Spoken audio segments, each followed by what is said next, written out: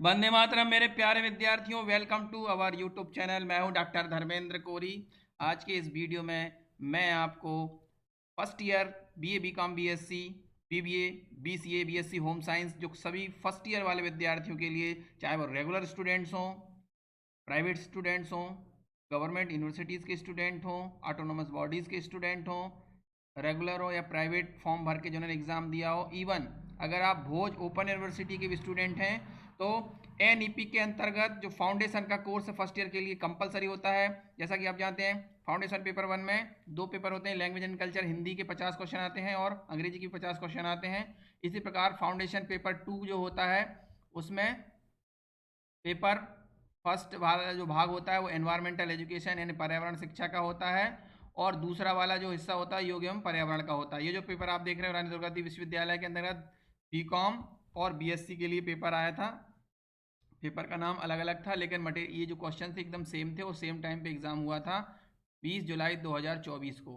Questions repeat होते हैं, आप देखेंगे मैंने जो सैंपल वीडियो बनाया था 2024 में पर्यावरण पर, उसमें से बहुत सारे क्वेश्चंस आए हैं, और 2023 और 2022 में भी जो मैंने सैंपल वीडियो बनाए हैं और अदर यूनिवर्सिटीज़ के भी आप देखिएगा बहुत सारे क्वेश्चन जो है रिपीट होते हैं। पहला ही क्वेश्चन जो है जीवित समुदाय पर्यावरण के अध्ययन को कहते हैं, ये इस साल भी 2-3 बार क्वेश्चन आया है। बहुत सारे कमेंट्स आते हैं कि सर इंग्लिश में भी बताया करो, तो मैं कोशिश करता हूँ कि टर्मिनोलॉजी इंग्लिश में यूज़ करूँ, और जो टर्मिनोलॉजी हिंदी मीडियम वाले विद्यार्थियों को समझ में नहीं आती उसको मैं इंग्लिश और हिंदी दोनों में यूज़ करके अपना वीडियो रिकॉर्ड कर रहा हूँ।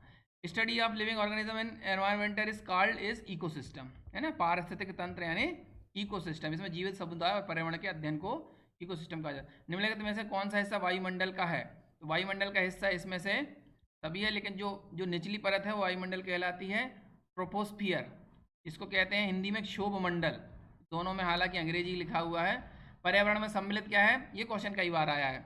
एनवायरमेंटल कंटेंट्स बायोटिक अबायोटिक, ये मैं 2 बार बताऊँ, जैविक घटक और अजैविक घटक, ये दोनों ही आता है, जिसके अंतर्गत जैविक घटक में पेड़ पौधे जीवधारी आते हैं यानी एनिमल्स और प्लांट्स, और अबायोटिक में आपका पर्वत, मिट्टी, वायु इत्यादि। Next question, question number 4, who is the father of ecology, पारिस्थितिकी के पिता कौन है? तो ओडेम को पारिस्थितिकी का पिता कहा जाता है। नेक्स्ट क्वेश्चन नंबर 5, इनमें से कौन जैविक कारक है ना, इसमें हमें बताना बायोटिक फैक्टर कौन सा है, तो मैंने अभी आपको बताया था ना, है ना, प्लांट और आपका जीवधारी, ये इसके अंतर्गत आता है बायोटिक के अंतर्गत। यहाँ घास दिया हुआ है तो यहाँ पर ए ऑप्शन जो है सही हो जाएगा। क्वेश्चन नंबर 6, निम्न में से कौन से स्तर में पराबैंगनी किरणों में पाया जाता है ना, निम्न में से कौन से स्तर में, यानी ये पूछा गया है जो हमारी ये थोड़ा सा गलत लग रहा है हिंदी में, in which of layer atmosphere occurrence of ultraviolet rays, यानी ये पूछा है कि वायुमंडल की किस परत में आपका जो है अल्ट्रावायलेट रेज होती हैं, एग्जिस्ट करती हैं। हाँ, तो अल्ट्रावायलेट जो होती हैं स्ट्रेटोस्फेयर के ऊपर, यानी आपका जो मेजोस्फेयर है उसमें होती है, समताप मंडल में भी होती है, और ये यहाँ पर जो समताप मंडल में ओजोन होती है। एक्चुअली समताप मंडल के 2 हिस्से होते हैं, इसमें निचली परत और ऊपरी परत। अब ये पूछा है कि अल्ट्रावायलेट जो रेज है वो कहाँ होती है, इसके ऊपर होती हैं, और जो आपकी ओजोन लेयर होती है वो स्ट्रेटोस्फियर में होती है, यानी क्षोभ मंडल में होती है, वो किरणें आने से रोकती है, पराबैंगनी किरणों को आने से रोकती है ओजोन लेयर। और क्वेश्चन नंबर 7, निम्न में से कौन वायु प्रदूषक का सूचक है ना, विच of the following is indicators of air pollution, तो ये कई बार क्वेश्चन है। लाइकेन इसका वायु प्रदूषण का एक संकेतक है, सूचक है। पराबैंगनी किरण किसके द्वारा अवशोषित होती हैं, तो पराबैंगनी किरणें जो हैं ओजोन लेयर के द्वारा अवशोषित कर ली जाती हैं, एब्जॉर्ब कर ली जाती हैं और पृथ्वी पर नहीं आती हैं, जिससे हमारे यानी जीवधारियों को त्वचा का कैंसर होने से रोका जा सके, इसलिए तो ओजोन लेयर हमारे लिए इंपॉर्टेंट होती है। Question number 9, which of the following is not a part of greenhouse as found naturally in atmosphere, ये पूछा गया है इनमें से कौन सी ग्रीन हाउस गैस नहीं, कई बार क्वेश्चन पूछा, इस बार भी 2 बार कम से कम 2024 में जीवाजी यूनिवर्सिटी और बरकतुल्लाह यूनिवर्सिटी का जो आप पेपर देखेंगे जो इसके 1 महीने पहले ही हो गया था, उसमें क्वेश्चन पूछा गया था, 1 महीने से 20 दिन पहले हुआ था। तो आप देखिए पुराना अगर आपने पेपर दोगे बरकतुल्लाह यूनिवर्सिटी का जो पेपर मैंने अपलोड किया वो वीडियो देखेंगे आप, अगर वो आपने देखा होगा प्रैक्टिस करने के लिए और आपके एग्जाम में आया होगा तो ये क्वेश्चन आपने कर दिया होगा। ये नाइट्रोजन ऑक्साइड जो है वो क्या है, ग्रीन हाउस नहीं। देखिए ओजोन भी ग्रीन हाउस गैस होती है, ये महत्वपूर्ण बात है। नाइट्रोजन ऑक्साइड जो है इसमें दिए गए विकल्पों में ग्रीन हाउस गैस नहीं है। कार्बन डाइऑक्साइड है, मीथेन और ओजोन भी है। क्वेश्चन नंबर 10, इनमें से किसे डेट्रीवर्स कहा जाता है? देखिए डेट्रीवर्स यानी होते अपघटक, है ना। तो अपघटक यानी अपघटक या डिकम्पोजर। अपघटक क्या होते हैं? लास्ट में आपने देखा होगा, उदाहरण के लिए कोई गाय भैंस या जानवर मर जाता है, फिर आपने देखो सबसे लास्ट में सब कुछ खत्म होने के बाद मिट्टी मिट्टी बचती है, कीड़े होते हैं बहुत बारीक बारीक, वो अपघटक होते हैं, डिकम्पोजर होते हैं। नेक्स्ट, सौर ऊर्जा के सबसे बड़े अवशोषक। सबसे बड़े अवशोषक पूछा है कि सौर ऊर्जा यानी सोलर एनर्जी को कौन एब्जॉर्ब करता है? तो ग्रीन प्लांट जो है एब्जॉर्ब कर लेते हैं। नेक्स्ट, शाकाहारी को यह भी कहा जाता है ना। हर्बीवर्स जो होते हैं उनको प्रोड्यूसर यानी उत्पादक कहा जाता है। मैंने पर्यावरण पर एक सबसे पहले सैंपल वीडियो बनाया था, वो आप देखेंगे तो उसमें मैंने अच्छे से आपको प्रोड्यूसर, कंज्यूमर यानी first consumer, second consumer, third consumer और इस सारे इसके पूरे इकोलॉजी को समझाया है, उसमें फूड चेन को भी समझाया है। क्वेश्चन नंबर 13, इनमें से कौन वायुमंडल कारक है? Which of the following is climate factor? तो climate factor all the above है, ये सभी क्लाइमेट फैक्टर हैं। दबाव, आर्द्रता, तापमान, humidity, temperature and pressure. Question number 14 देखिए, तो थोड़ा सा और लार्ज कर दिया जाए, थोड़ा सा आपको दिखाई जाएगी। आप वीडियो क्वालिटी को थोड़ा बढ़ा लीजिएगा, वैसे ही अच्छी क्वालिटी में पीडीएफ भेजा है जो भी स्टूडेंट ने मुझे सेंड किया है, आप भी अच्छी क्वालिटी में भेजेंगे तो उसको बनाने में आसान होता है और मेरा समय भी बचता है। इसको क्लियर करने में बहुत टाइम लग जाता है। उन्नत कृषि के दुष्परिणाम, द एडवर्स इफेक्ट यानी दुष्परिणाम पूछा है मॉडर्न एग्रीकल्चर के। वाटर पोल्यूशन होता है, soil degradation, green house gases, सभी होता है। डी, ये ऐसा क्यों? देखिए वाटर पोल्यूशन क्या होता है, जब बहुत ज़्यादा फर्टिलाइजर यूज़ किए जाते हैं। देखिए जब उन्नत कृषि होगी तो बहुत ज़्यादा उर्वरक इस्तेमाल किए जाते हैं, बहुत ज़्यादा उर्वरक इस्तेमाल करने से क्या होता है, जो उर्वरक डाले जाते हैं खेतों में वो धीरे धीरे जल में, आपकी नदी या आपकी जो जल स्रोतों में मिल जाते हैं, इससे वाटर पोल्यूशन भी होता है। बाकी तो आपको पता ही है, सॉइल डिग्रेड भी होगी, ग्रीन हाउस गैसेज भी निकलेंगी। नेक्स्ट, झील का द्वितीयक पोषक स्तर कौन सा? फर्स्ट वाला है आपका फाइटोप्लैंक्टन, है ना, और दूसरा है जूप्लैंक्टन, ये दूसरा वाला जो है उसका स्तर है। ये लेक स्तर जरूर आप पढ़ लीजिए, एग्जाम में आते हैं। नेक्स्ट, क्वेश्चन नंबर 16, वह क्षेत्र जहाँ ताज़ा जल व समुद्री जल मिलते हैं उसको कहते हैं एक्चुरी, जहाँ पर ताज़ा जल मिलता है। नेक्स्ट क्वेश्चन नंबर, हमारी मध्य प्रदेश से निकली हुई नर्मदा और ताप्ती नदी, ये दोनों नदी ऐसी हैं जो एस्चुरी बनाती हैं, डेल्टा नहीं बनाती हैं। ऐसा क्वेश्चन आता है सामान्य ज्ञान में, जनरल नॉलेज में।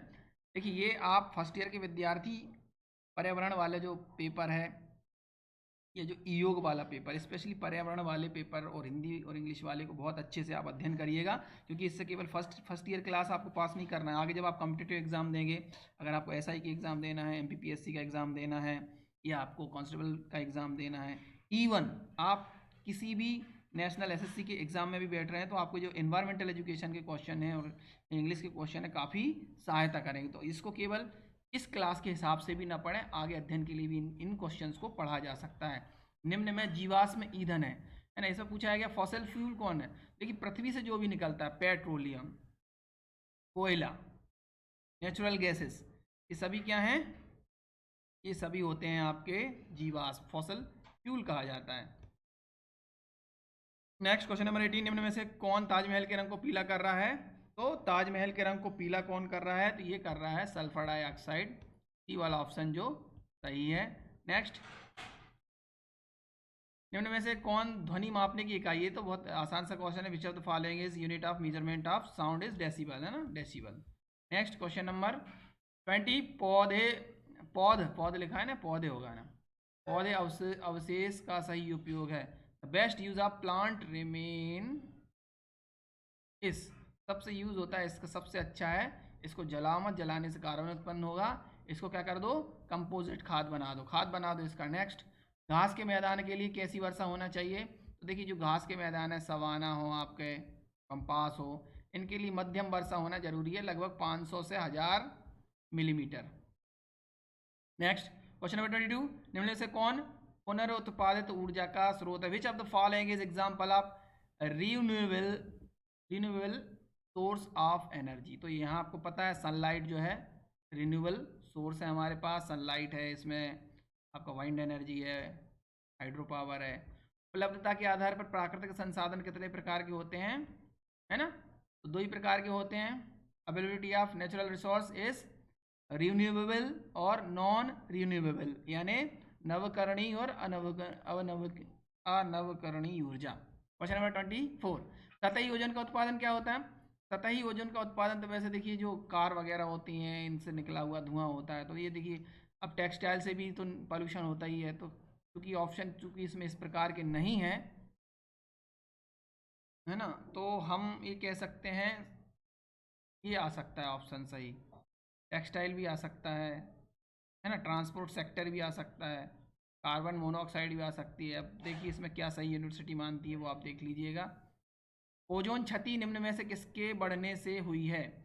Ozone depletion is cause due to increase level of chlorofluorocarbon. देखिए सबसे ज़्यादा क्षति जो है क्लोरोफ्लोरोकार्बन से होती है। हमारे घर में जो रेफ्रिजरेटर होते हैं, फ्रिज जिसे आप कहते हैं, उनसे, और भी कई चीज़ें हैं जिनसे क्लोरोफ्लोरो, आपके इससे भी, एसी वगैरह से भी इसका उत्सर्जन होता है। सवाना घास का मैदान कहाँ पर है? Where savanna grassland is, तो सवाना हमेशा कहाँ पर है? अफ्रीका में है, याद रखिएगा। सवाना घास का मैदान बहुत बड़ा घास का मैदान है। निम्न में से कौन विश्नोई आंदोलन से संबंधित हैं? तो अमृता देवी जी जो हैं, हाँ, विश्नोई आंदोलन से संबंधित। टेहरी बांध विवाद किस सन में हुआ था? तो टेहरी जो बांध का जो विवाद है, वो विवाद शुरू हुआ था आपका 1980 में, 1980 में हुआ था, 2004 तक चला है। नेक्स्ट क्वेश्चन नंबर 29, भारत में पर्यावरण संरक्षण अधिनियम कब से प्रभावी है? मैंने आपको बताया था इन्हें, एनवायरमेंटल प्रोटेक्शन एक्ट की बात की गई, तो ये यहाँ आएगा 1986, 1986 सही आंसर होगा। नेक्स्ट क्वेश्चन नंबर 30, निम्न में से कौन मानव स्वास्थ्य को प्रभावित करता है? Which of the following affect human health? तो ह्यूमन हेल्थ इसमें यूज ऑफ पेस्टिसाइड, यानी जो कीटनाशकों का उपयोग है वो हमारे मानव स्वास्थ्य को क्या करता है? प्रभावित करता है। नेक्स्ट, वन्यजीव संरक्षण अधिनियम में कितने अध्याय? यहाँ पूछा वाइल्ड लाइफ प्रोटेक्शन एक्ट जो 1972 है, उसमें कितने चैप्टर है? तो उसमें 8, कुल 8 अध्याय हैं। क्वेश्चन नंबर 32 देखिए, विश्व महिलाओं की संख्या लगभग आधी है, 1/3 तो नहीं है, लगभग आधी है। नेक्स्ट क्वेश्चन नंबर, वायु प्रदूषण अधिनियम में कितने अध्याय हैं? तो इसमें 7 अध्याय हैं, 7 चैप्टर है, 54 सेक्शंस हैं, याद रखिएगा। एयर पोल्यूशन एक्ट 1981 में हुआ था। केंद्रीय प्रदूषण नियंत्रण बोर्ड की स्थापना, establishment of the central pollution control board act is 1974, यानी सितंबर 1974 में ये बोर्ड बना था। नेक्स्ट क्वेश्चन पे चलते हैं, 35वां प्रश्न, किस सम्मेलन में ओजोन संरक्षण को सम्मानित किया गया था? In which convention conservation of ozone layer was adopted? किस में अडॉप्ट किया गया था?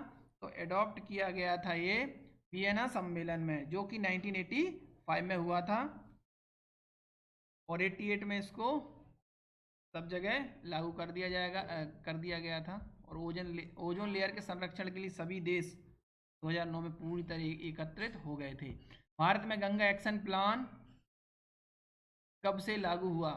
तो ये लागू हुआ था गंगा एक्शन प्लान 1985 में, है ना, इसका 1985 सही आंसर है। क्वेश्चन नंबर 37 देखिए, एनआरसीपी की राष्ट्रीय नदी संरक्षण योजना, ये है नेशनल रिवर कंजर्वेशन स्कीम या प्लान।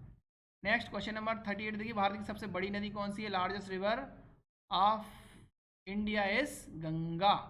आपका जो सी वाला ऑप्शन है वो सही हो जाएगा। नेक्स्ट क्वेश्चन है, क्वेश्चन नंबर 39 देखिए, कॉस्मिक किरण है किस प्रदूषण का उदाहरण है? Cosmic rays are example of which pollution is? Radiation, radiation होता है इससे, रेडियो एक्टिव है। नेक्स्ट क्वेश्चन नंबर 40, राजस्थान की कौन सी जाति में पर्यावरण एवं वन्य जीव संरक्षण की धार्मिक मान्यता? In which community of Rajasthan have religious beliefs for conservation of forest and wildlife? तो यहाँ पर बिश्नोई समाज है, पर्यावरण संरक्षण के लिए बहुत ही क्या कहना चाहिए, इनकी धार्मिक मान्यताएं हैं। और आपने देखा राजस्थान में काला हिरण का जो मामला हुआ था, सलमान खान पे केस चला था, उस पर भी जो है ये समाज में सबसे ज़्यादा आक्रोश है।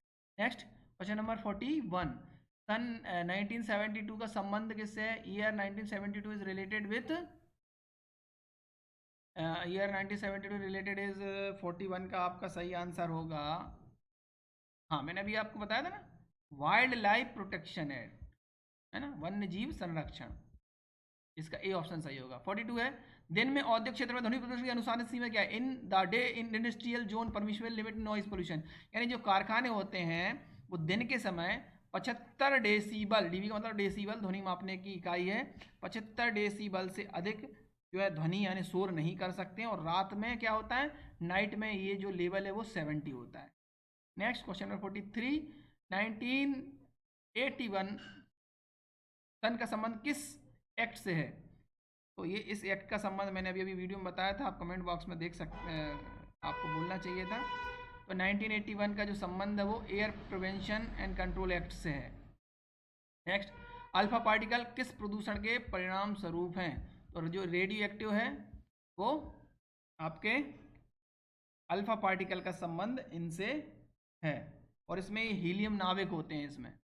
नेक्स्ट क्वेश्चन है 45, वन संरक्षण एक्ट किस राज्य में लागू नहीं? The forest conservation act is not extended to Jammu and Kashmir, Jammu Kashmir में ये लागू नहीं है। नेक्स्ट क्वेश्चन नंबर 46, 1979 का शब्द लिखा है यहाँ, संबंध होना चाहिए ना, शब्द गलत लिखा है, किस आंदोलन से है? The year 1979 is associated with silent valley movement, silent valley movement का संबंध केरल राज्य से। कभी कभी ऐसा क्वेश्चन भी आता है, ज़्यादातर ऐसे ही पूछा गया था पिछले सालों में, थोड़ा सा और आगे पूछ लिया, थोड़ा सा एक स्टेप और आगे बता देता हूँ मैं। वहाँ पर protection of ecological balance act 1979 Kerala इन्होंने एक्ट पास किया था, उसके अंतर्गत ये इस आंदोलन के बाद ये एक्ट पारित हुआ था। अपिको आंदोलन किस सन में हुआ? एपिको मूवमेंट, जैसे चिपको है ना आपका उत्तराखंड का संबंध चिपको आंदोलन से, उसी तरह साउथ इंडिया में जो एपिको मूवमेंट चला था, एपिको मूवमेंट का संबंध 1983 से है, 1983 से है। और ये जो है एपिको कन्नड़ भाषा में इसका मतलब होता है हग करना, यानी गले लगाना, एपिको का अर्थ। नेक्स्ट क्वेश्चन नंबर 2 ही क्वेश्चन बचे हैं, अभी तक मैंने बोला नहीं है। आप लोग जल्दी जल्दी अगर इस चैनल पर नए हैं तो सब्सक्राइब कर लीजिए, 19,000 सब्सक्राइब हो रहे हैं, बहुत जल्दी 20,000 कीजिए आप लोग।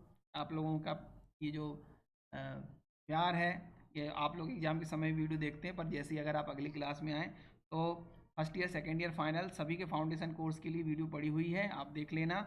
और आपको ये बता दूँ, पर्यावरण और योग जो है आपको फाउंडेशन पेपर 2 ये केवल आपको फर्स्ट ईयर में पढ़ना है, सेकेंड ईयर में आपको वुमेन एम्पावरमेंट और स्टार्टअप आ जाएगा, और थर्ड ईयर में cyber security and personality development, चरित्र कैरेक्टर बिल्डिंग, ये वाला ऑप्शन आ जाए, ये वाले आपके विकल्प आ जाएंगे।